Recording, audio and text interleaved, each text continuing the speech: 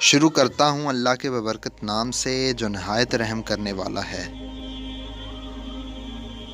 بہت سے نمازیوں کی پیشانی پر کالا نشان پڑ جاتا ہے، جسے کچھ لوگ نماز کا ٹیکا کہتے ہیں اور کچھ لوگ اسے محراب کہتے ہیں۔ کیا اس نشان کے بارے میں قرآن و حدیث میں کوئی فضیلت یا ذکر آیا ہے؟ بعض لوگ کہتے ہیں کہ زیادہ نمازیں پڑھنے اور سجدے وغیرہ کرنے سے یہ نشان ظاہر ہو جاتا ہے۔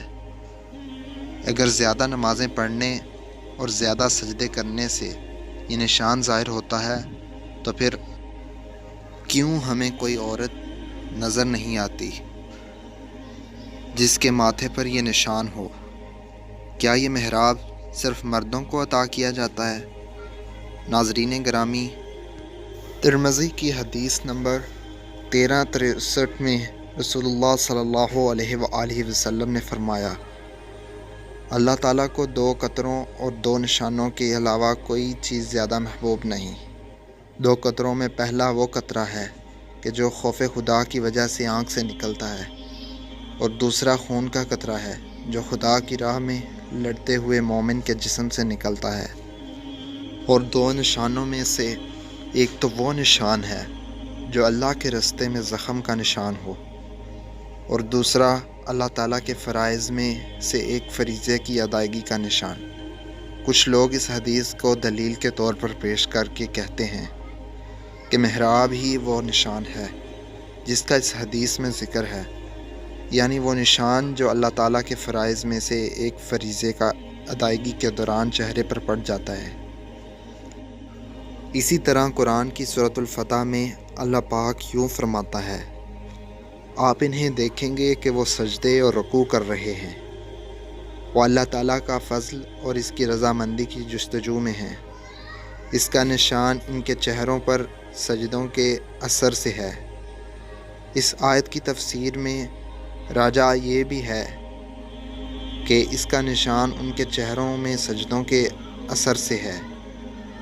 اس سے مراد اطاعت و فرما برداری اور عبادت کا نور ہے، اور یہ کوئی ضروری نہیں کہ جلد کی سختی کی بنا پر یہ علامت ان کے چہروں میں سجدے والی جگہ میں ہو۔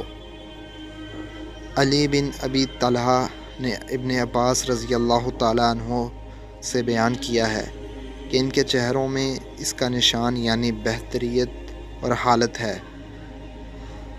اور مجاہد رحمۃ اللہ علیہ اور کئی ایک نے کہا ہے کہ یعنی خشوع اور تواضع مراد ہے۔ کسی نے حضرت مجاہد سے کہا کہ میں تو اس آیت کا مطلب لیتا تھا کہ اس سے مراد وہ نشان ہے جو ماتھے میں پڑتا ہے۔ اس کے جواب میں حضرت فرمانے لگے، یہ نشان تو پھر فرعون کے چہرے پر بھی ہو سکتا ہے جس کا دل پتھر ہو۔ اور سعدی رحمۃ اللہ علیہ کہتے ہیں، نماز ان کے چہروں میں حسن پیدا کر دیتی ہے، اور بعض کا کہنا ہے نیکی دل میں نور اور چہرے پر روشنی اور رزق میں کشادگی اور لوگوں کے دلوں میں محبت ہے۔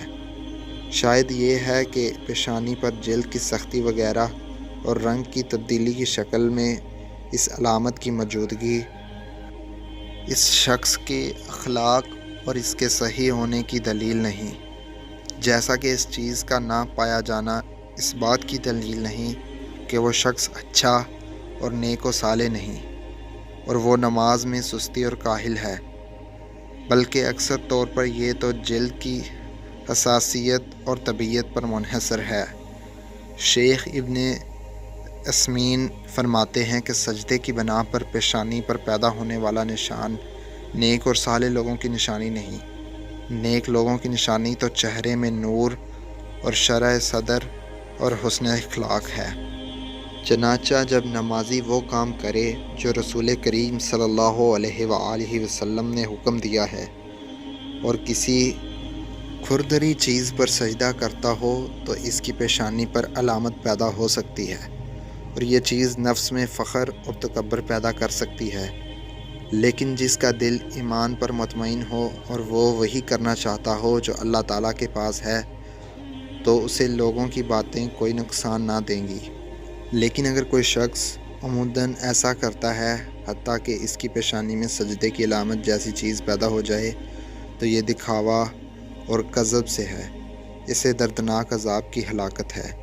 مفسرین کے مطابق مرد کی جلد عورت کی جلد سے زیادہ مضبوط ہوتی ہے۔ مرد مسجد میں 5 وقت کی نماز باجماعت ادا کرتا ہے۔ جس جگہ وہ نماز ادا کرتا رہا ہو وہاں زمین بھی سخت ہوتی ہے، اور مرد عورت کی نسبت اپنی جلد کا خیال کم رکھتا ہے۔ عورتوں میں یہ نشان اس وجہ سے نظر نہیں آتا ہے کہ عورتیں نماز ادا کرتے ہوئے جس جگہ پر سجدہ دیتی ہیں وہ جگہ نرم ہوتی ہے، اور وہ دوسری بات دیکھنے کو یہ ملتی ہے کہ عورتیں مرد کی نسبت اپنے ماتھے کو سجدے کی جگہ پر زیادہ زور سے نہیں رگڑتی۔ یہی وجہ ہے کہ عورتوں کے ماتھوں پر سیاہ نشان کم ہی نظر آتا ہے۔ کچھ مرد و خواتین اپنے ماتھے کے یہ نشان کو حاصل کرنے کے لیے سجدے کی حالت میں جا کر اپنے ماتھے کو زور زور سے رگڑتے ہیں۔ کچھ نمازی ایسے بھی ہیں جو اللہ تعالیٰ کی راہ میں لمبے لمبے سجدے کرتے ہیں، پھر ان کے ماتھے پر نشان نہیں پڑتا ہے۔ کچھ ایسے بھی انسان دیکھنے کو ملے ہیں جو پتوں پر اپنے ماتھے پر رگڑ رگڑ کر نشان لگا لیتے ہیں کہ لوگ مجھے نیک اور پرہیزگار سمجھنے لگے جائیں۔ اللہ کے نزدیک نیک اور متقی وہی ہے جس کی نیت صاف ہے اور ہر کام اللہ کی رضا کے لیے کرتا ہے۔ اگر لوگ ماتھے پر نشان کو حاصل کرنے کے لیے لمبے لمبے سجدے کرتے ہیں تو وہ صرف اور صرف دکھاوا ہوتا ہے۔ ایسے لوگوں کے لیے سخت عذاب ہے۔ ناظرین گرامی، بے شک اللہ تعالیٰ نے روز قیامت جہنم کی آگ کو ان حصوں پر حرام کر دیا ہے جو حصے اللہ کی عبادت کرنے میں مشغول ہوتے ہیں۔ نمازی کے چہرے کا نور بھی ان میں سے ایک ہے جو کہ اللہ تعالیٰ کی رضا حاصل کرنے والوں کے چہروں پر ظاہر ہوتا ہے۔ حضرت ابو ہریرہ رضی اللہ تعالیٰ عنہ سے مروی ہے کہ نبی کریم صلی اللہ علیہ وآلہ وسلم نے فرمایا ہے کہ جہنم کی آگ ابن آدم کے سارے جسم کو کھا جائے گی سوائے نمازی کے پڑے سجدوں کے اثرات کے، کیونکہ اللہ تعالیٰ نے اس آگ کو ان پر حرام کر دیا ہے کہ سجدے سے پڑے ہوئے نشان کو کھائے۔